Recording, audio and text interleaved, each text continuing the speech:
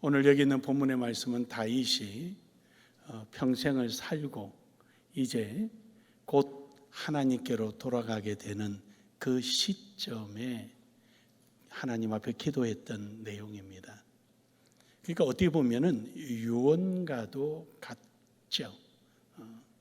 그래서 그가 그렇게도 오매불망 그리던 성전 건축이 자기 손에서 이루어지지 않고 오직 저축해 둠으로 인해서 자기 자식 솔로몬이 그 일을 잘 이루어지기를 바라면서 지나온 시간들을 회상하고 하나님의 은혜다라는 고백을 수없이 하는 내용입니다.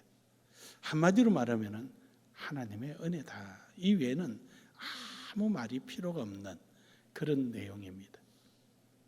그래서 그 은혜가 내게만 끝나는 것이 아니라 내 아들 솔로몬에게까지 끼쳐서 솔로몬도 하나님의 율법과 규례를 지키며 우리가 저축해 두었던 그 물질을 가지고 하나님의 성전을 건축하게 해달라라는 간절한 기원과 함께 기록된 내용입니다. 여러분, 은혜라는 게 무엇입니까? 우리는 일반적으로 거저 주는 것, 그렇죠. 거저 주는 것. 하나님으로부터 거저 받는 것이 은혜입니다. 근데 이거 가지고는 좀 부족합니다. 성경에서 말하는 은혜는 이런 조건이 반드시 하나가 붙습니다. 자격이 없으나 거저 받으셨다는 것입니다. 어떤 100명의 자격이 갖춰준 자리에서 10명이 선택되었다. 이것도 은혜지요. 그러나 성경의 은혜는 이것까지 부족합니다. 전혀 우리는 음감생심이지요. 상상도 못하고 생각도 해보지 못했던 것. 다윗이 고백했던 것처럼 우리는 나그네요, 그림자요. 이런 존재였던 우리가 이러한 하나님의 은혜를 그것도 잡아서 내 손에 쥐어주시는 이런 것을 누리게 되었다는 사실입니다. 근데 이제 여기서 은혜를 받은 사람이 고백할 내용은 아무것도 없습니다. 감사 외에는 없습니다. 그래서 우리는 그저 감사하며 그 감사의 크기와 감사의 그 모양이 곧 그 사람이 가지고 있는 은혜의 크기와 모양일 것입니다. 그러므로 여러분, 우리가 오늘 이 자리에 있는 것이 주의 은혜임을 고백하기를 주의 이름 축복합니다. 우리 한번 인사합시다. 주의 은혜입니다. 한 번 더 합니다. 주의 은혜입니다. 그렇습니다. 주의 은혜입니다. 첫 번째로 오늘 여기 있는 본문의 말씀에 다윗의 고백은 하나님의 은혜의 신앙을 노래하고 있습니다. 다윗은 철저히 하나님의 은혜에 의하여 본인이 존재하고 있다는 것입니다. 오늘 본문 말씀 12절에 보면 이럽니다.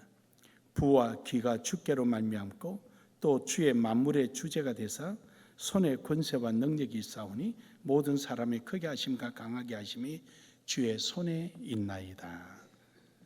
그래서 모든 것이 내게 온 것이나 우리에게 주어진 것은 우리가 어떤 노력이나 수고에서 얻어진 것이 아니라 주님으로부터 주어졌다라는 것이죠. 주님으로부터 주어졌다. 그래서 우리는 모든 것들, 오늘 내가 누리고 있는 것, 생각하는 것, 이 모든 게 주님으로 주어진 거죠. 그런데 우리가 한번 되씹어 볼 필요성이 있죠.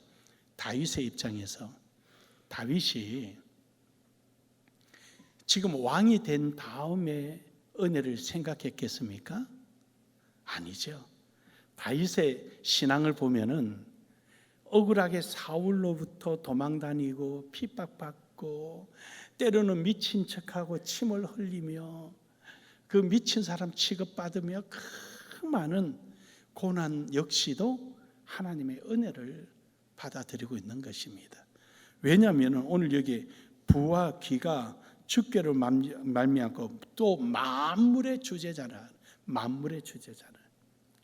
그러니까 내가 가지던 그 어려움과 고통도 하나님의 은혜 중에 하나다라는 거죠.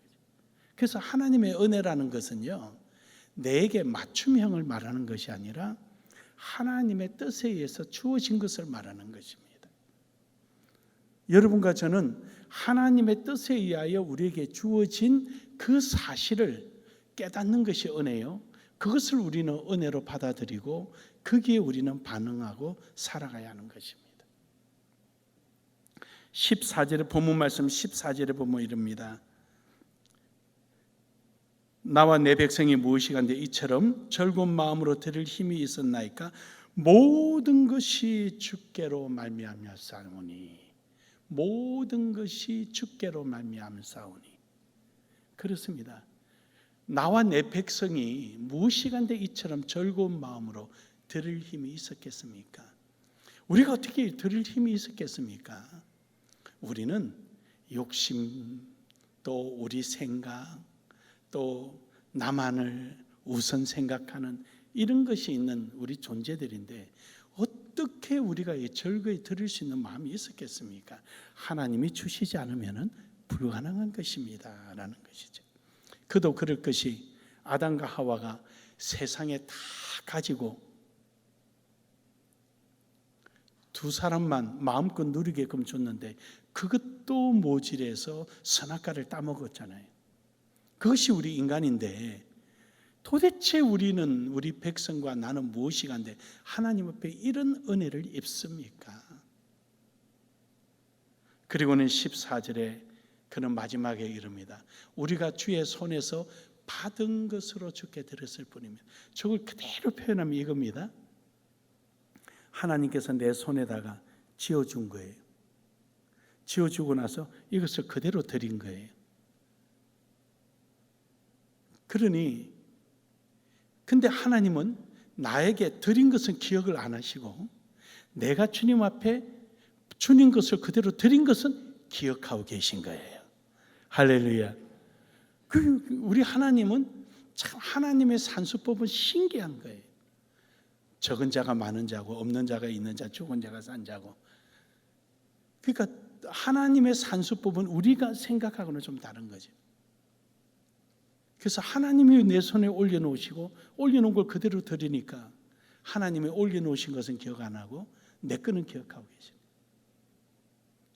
그리고는 15절에서 그럽니다. 주 앞에서 우리가 우리의 열조와 다름없이 나그네요 거루민들이라. 세상에 있는 날이 그림자 같아서 희망이 없다. 그림자는 잡아봐야 잡히지 않잖아요. 그러니까 뭘 끈덕지가 있어야죠.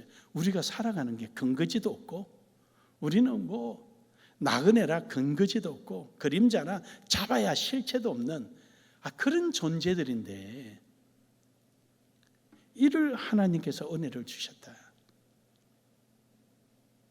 그러니까 이 은혜는 어느 날 나에게만 툭 던져준 것이 아니라 우리 조상들과 같이 옛날부터 조상들부터 내려올 때부터 조상들도 그림자 같고 존재의 의미가 없는 그 조상 때부터 하나님께서 은혜를 주셔서 그 은혜가 내게까지 와서 오늘의 나눔의 교회 여러분까지 임한 줄 믿으시길 바랍니다.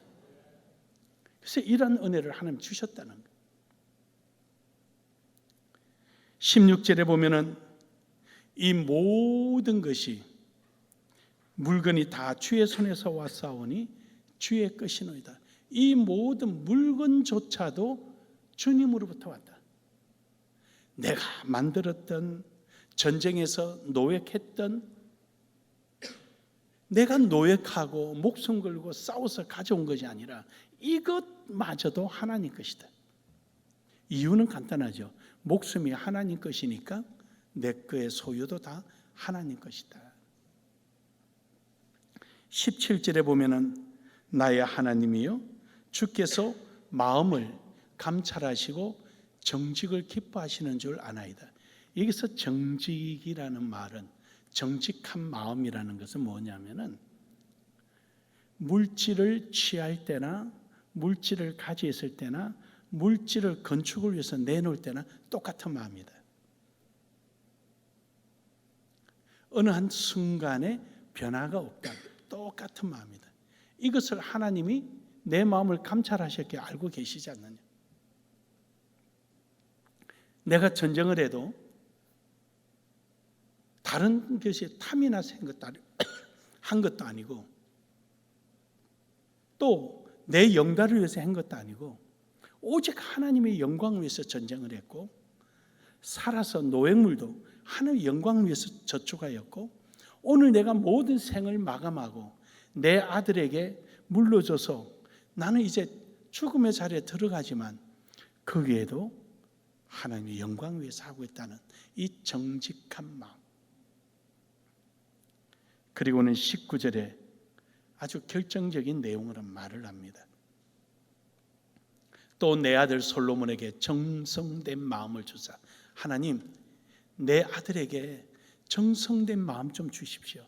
저기서 정성이라는 말은 샬롬, 우리가 흔히 많이 쓰는 평안, 샬롬이라는 뜻이에요. 이 샬롬이란 말은 평안이라는 명사를 가지고 있지만 그러나 또 다른 말로는 갚다, 빚을 갚다라는 의미가 있는 거예요.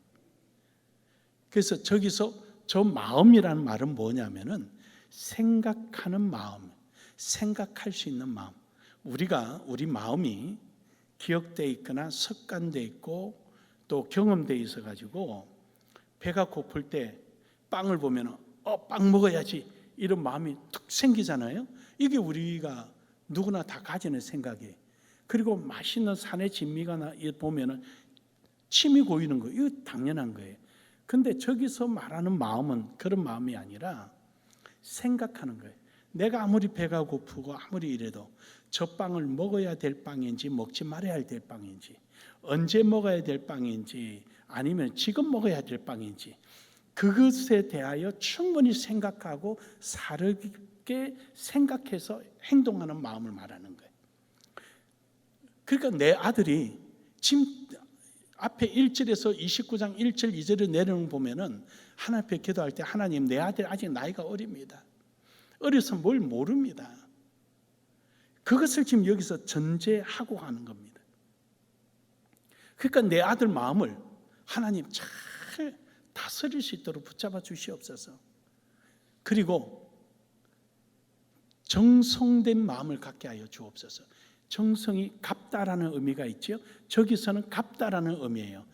하나님으로부터 다 받은 건데, 보관하고 있는 빚진 자인데 그걸 하나님 앞에 그대로 다 갚아야지. 혹시 내 거다라는 것 때문에 궁전 안에서 자기를 위해서 쓰거나 또는 하나님 앞에 써야 될 저축해 놓은 물질을 자기가 숨겨놓거나 자기가 앉아서 비단하거나 상하 침대에 잠을 자거나 이러지 않게 하여 주옵소서, 이 말씀이에요. 그래서 빚진 자의 마음에서 대갚음으로 말미암아 마음의 평안을 누리는 것, 불안이 없는 것, 그 마음이에요. 그것이 바로 정성된 마음. 은혜의 표현을 너무도 잘 표현된 게 바로 저 말씀이에요. 다윗은 원래 시인이잖아요. 그래서 언어 선택이 굉장히 탁월합니다. 그래서 내 아들이 그러지 않게 하소서. 그래서 정성된 마음을 주셔서 주의 계명과 권명과 율례를 지켜 이 모든 일을 행하게 하시고, 이 모든 일이 뭡니까? 지금 다윗이 하고 싶었던 일들, 다윗이 바라는 일들이지요. 내가 위하여 준비한 것으로 성전을 건축하게 하옵소서 하였더라. 엉뚱한 마음 먹지 않고 자기 욕심 가지지 않고 오직 은혜의 사람으로서 하나님 앞에 은혜에 보답하고 표현하며 살아가는 임금이, 왕이 되게 해달라고 기도하는 것입니다. 사랑하는 여러분, 시편 24편 1절에도 보면은 다윗은 그렇게 고백합니다. 땅과 거기에 충만한 것과 세계에 그 중에 거하는 모든 것이 다 여호와의 것이니이다. 그러니까 다윗은 어느 곳에든 바로 이러한 고백을 합니다. 사랑하는 여러분, 오늘도 우리는 주의 은혜임을 고백하기를 주의 이름으로 축복합니다. 누가복음 17장 10절에 보면은 우리는 도구에 지나지 않는 도구. 종이 잘했다고 주인이 잘했다고 할 때 저는 그냥 무익한 종이라, 무익한 종은 내 생각으로 뭐 이루어진 것이 아니라 왕이 하라는 대로 했을 뿐이고 주인이 하라고 해서 했을 뿐인데 뭐 내가 뭘 한 게 있어야지요. 이처럼 우리는 도구요. 하나님께서 우리를 쓰시기 위하여 오늘 은혜를 주시고 택하여 주시고 불러주신 것입니다. 그러므로 여러분, 은혜의 신앙을 여러분 가지고 나아가기를 주의 이름으로 축복합니다. 두 번째로는 절대적 신앙이 되어야 합니다. 오늘 본문 말씀 18절에 보니까 우리 조상들 아브라함과 이삭과 이스라엘의 하나님 여호와여, 주께서 이것을 주의 백성의 심중에 영원히 두어 생각하게 하시고 그 마음을 준비하여 주께로 돌아오게 하시오며라고 말합니다. 절대라는 의미가 뭐냐? 기준점이다. 기준점. 절대란 말은 불변, 캐논, 기준이라는 모든 기준. 그래서 우리 신앙의 기준은 하나님이십니다. 믿으십니까? 그래서 우리의 기준은 하나님이 아브라함, 이삭, 이스라엘은 이제 야곱이죠. 아브라함, 이삭, 야곱의 하나님이여, 주께서 이것을 주의 백성의 심중에 영원히 두어 아브라함의 하나님, 이삭의 하나님, 야곱의 하나님을 모든 백성의 심중에 두어 기준이 되게 하여 절대적 신앙을 갖게 하여 어디를 가든지 이 기준으로 돌아오게 하옵소서. 그 말을 하시는. 그래서 다윗은 철저하게 하나님이 모든 중심이 되는 절대적 신앙을 가졌습니다. 시편 74편 2절에 보면은요, 옛적부터 얻으시고 구속하사 주의 기업의 지파로 삼으신 주의 회중을 기억하시며 주의 거하신 시온산도 생각하소서. 시온산을 생각하소서. 모든 백성들이 시온에 모여서 기준이 되고 절대적인 중심이 되던 그때를 기억하셔서 우리에게 다시 그 영광을, 다시 그 은혜를 베풀어 달라고 하는 겁니다. 아브라함이 모리아산에서 이삭을 바칠 때도 이런 절대적 신앙이었어요. 하나님이 드리라니까 두 말 없이 드립니다. 그래서 하나님은 그 이후부터 믿음의 모든 사람들을, 세대를 막론하고 그들을 아브라함의 후손이라고 말하는 겁니다. 오늘 여러분과 저도 아브라함의 후손인 줄 믿으시길 바랍니다. 이런 복을 하나님 주신 거죠. 사무엘상 26장 9절에서 11절에 보면은 다윗이 사울을 죽일 수 있는 기회가 왔습니다. 그때 아비새가 죽이자고 말합니다. 왕이 죽입시다. 철의 기회입니다. 그때 다윗은 안 된다. 하나님이 기름 부은 종을 내가 어찌 손을 들어 치겠느냐. 하나님이 심판하시리라. 다윗은 철저하게 절대적 신앙을 갖고 있었습니다. 하나님이 하실 거라고 믿었습니다. 전쟁에 나가서 적군의 왕은 다 죽였지만 자기를 그렇게 무고하게 죽이려고 하는 사울은 손도 못 대게 합니다. 왜냐? 사울을 하나님이 세웠기 때문입니다. 사랑하는 여러분, 이처럼 우리는 절대적 신앙, 오늘 여러분 속에 있기를 주의 이름으로 축복합니다. 마지막으로는 하나님 우선적인 신앙이 있습니다. 우선과 절대는 구분이 있습니다. 절대는 기준이라 그랬죠. 우선은 하나님이 내게 허락해 주신, 내게 이양해 주신 권리 안에서 우선되는 걸 말하는 겁니다.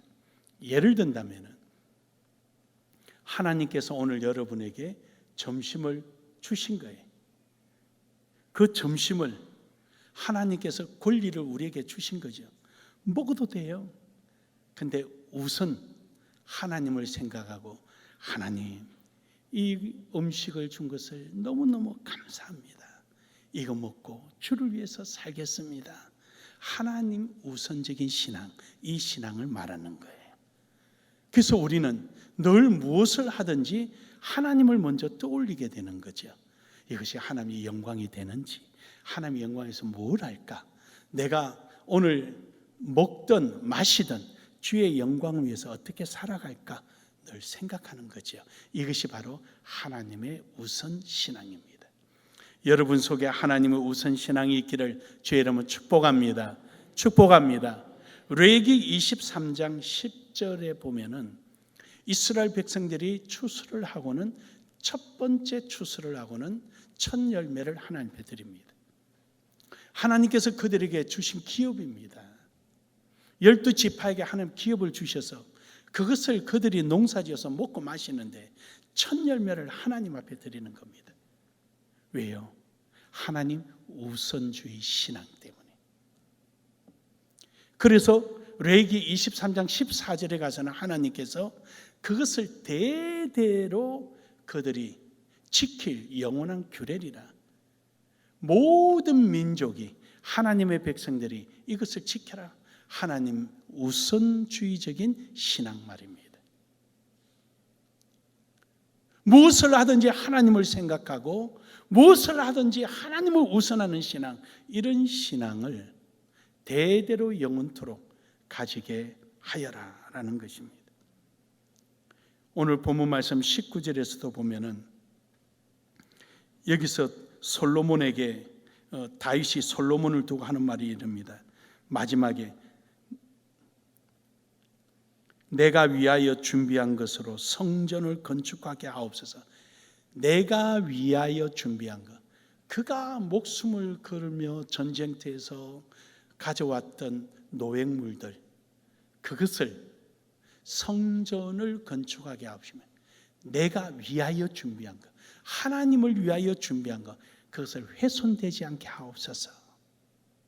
그것을 솔로몬이 훼손시키지 못하도록 그 마음을 붙잡아 주시옵소서.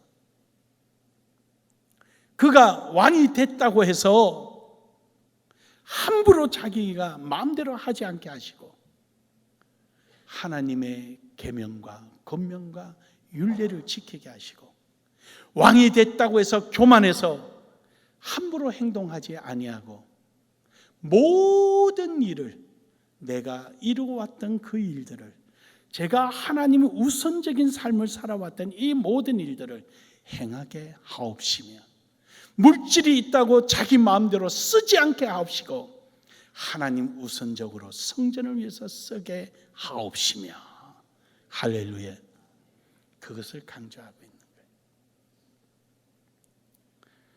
출애굽기 15장 26절에 보면은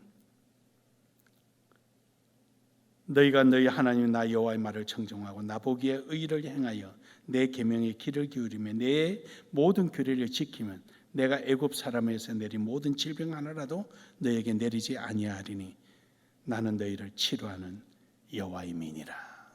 할렐루야. 하나님 우선적인 신앙을 살아가는 사람은 하나님의 은혜 안에 있는 사람. 하나님의 은혜를 잃어버리니까 하나님 우선적인 신앙을 잃어버리는 거예요. 하나님의 은혜 안에 있는 사람, 내 속에 내 손에 있는 것도 주가 주신 것이므로 그것을 그대로 드리나이다. 이게 은혜를 아는 사람이죠. 내 손에 있는 것을 호주머니에 넣어버리고 없다 하는 사람은 은혜 밖에 있는 사람이죠. 그러니까 하나님의 은혜 밖에 있는 사람과 있는 사람을 내 계명에 귀를 기울이는 사람, 자기 소용대로 좋을 대로 가는 사람, 이렇게 구분을 짓는 거죠. 하나님 계명 안에 있는 사람은 하나님께서 치료의 여호와가 되시고 하나님 떠나 있는 사람은 혼자서 치료하고 다니면 되는 거예요.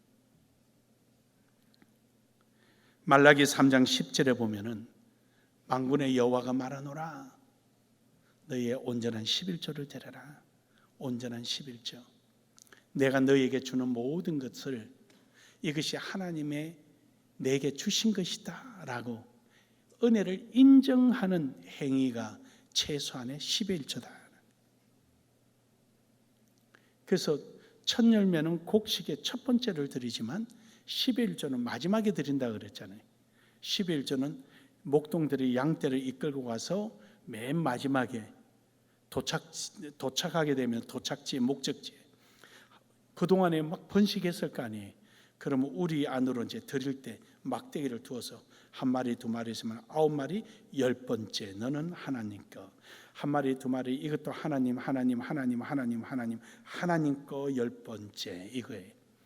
1번부터 9번째가 내 거란 얘기가 아니에요. 이거 모두 다 하나님이 주신 거 10번째까지.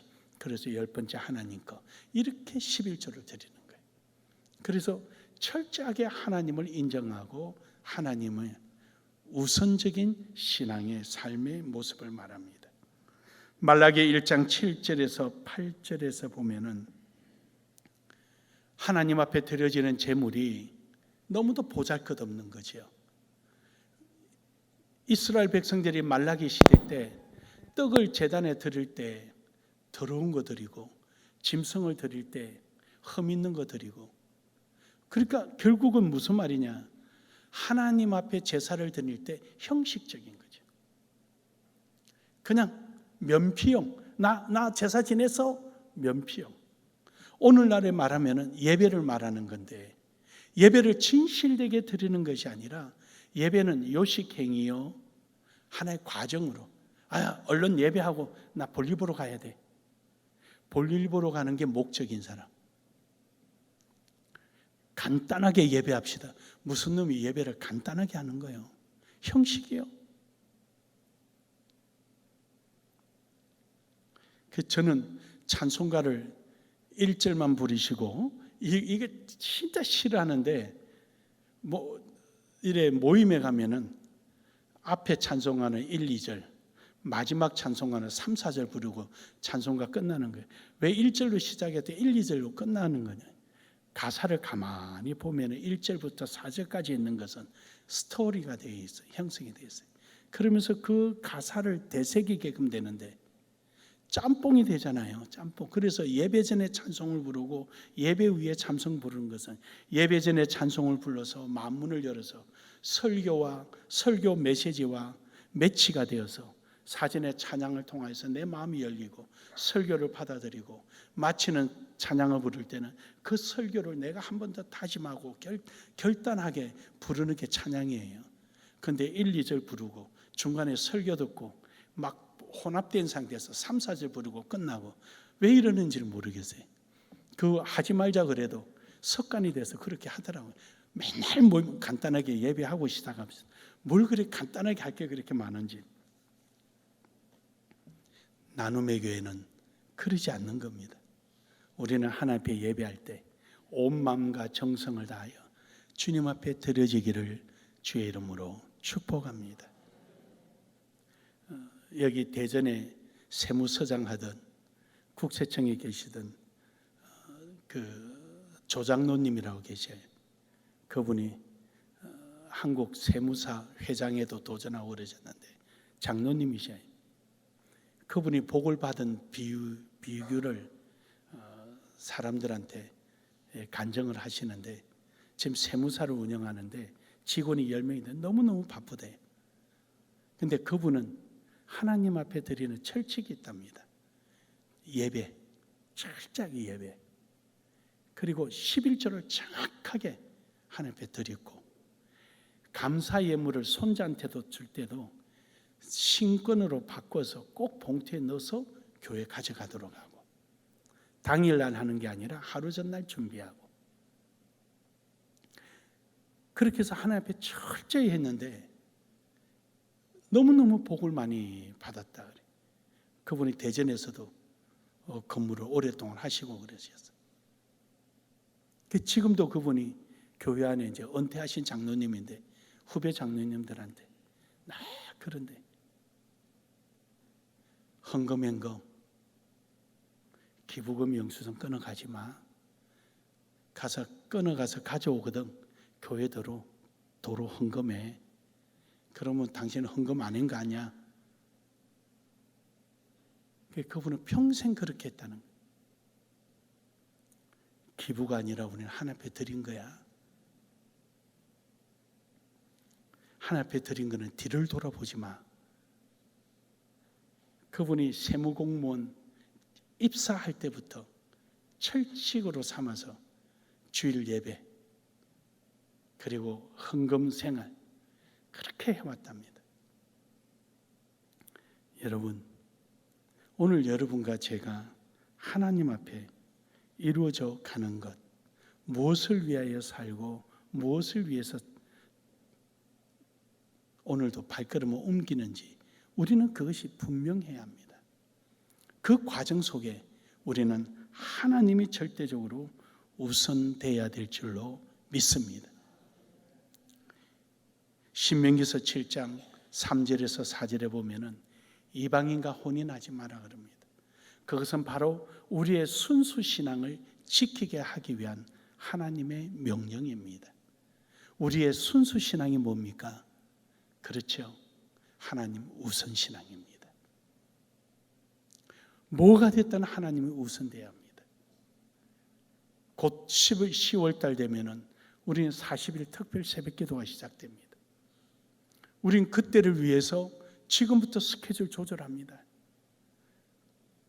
그때 40일간 새벽 기도에 방해받지 않도록 지금부터 스케줄 조절하고 준비하고, 이것이 하나님 우선적인 신앙입니다. 그렇게 해서 40일 특별 새벽 기도에 완주하고 하나님 앞에 기도하고 응답받고 주신 은혜 누리고, 이것이 하나님의 우선적인 신앙입니다. 사랑하는 여러분, 이런 하나님 우선적 신앙이 여러분 속에 있기를 주의 이름으로 축복합니다. 결론적으로 나의 나됨은 오직 무조건 주의 은혜임을 고백합시다. 그러한 신앙은 늘 은혜의 중심적이고, 그리고 하나님이 절대적이며 모든 일에 있어 하나님 우선적인 신앙을 살아서 은혜가 은혜되게 하고, 은혜가 더 큰 은혜를 체험하게 되는, 계단이 되는, 또 사다리가 되는 이런 역사가 여러분 생활 속에 늘 넘치기를 주의 이름으로 축복합니다. 축복합니다. 우리 한번 인사합시다. 주의 은혜입니다. 주의 은혜입니다.